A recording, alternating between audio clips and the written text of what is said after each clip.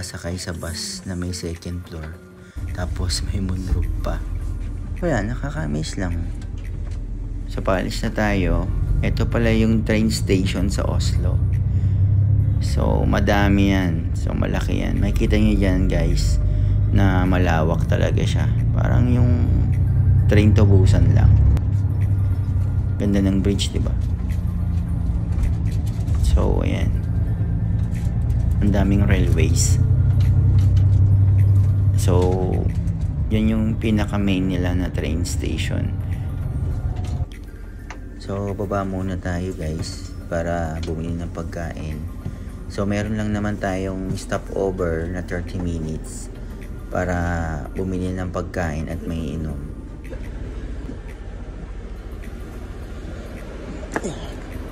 Oh, naulan. Oh.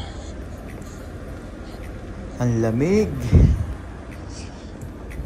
Time check. 2:30.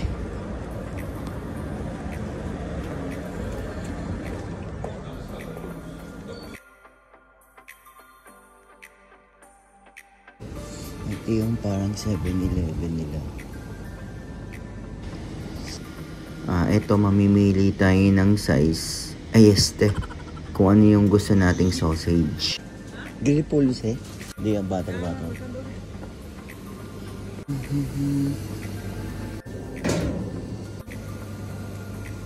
Pulse, grade pulse.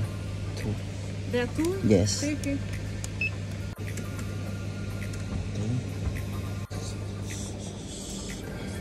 Thank you.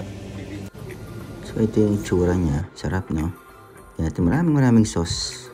Siyempre, libre yan eh. So, balik na tayo doon.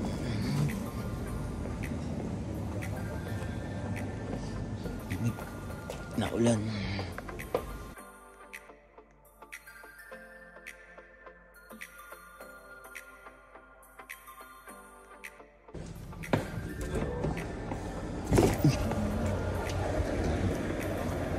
Hindi pa ako malaglag. So, balik na tayo sa ating sasakyan.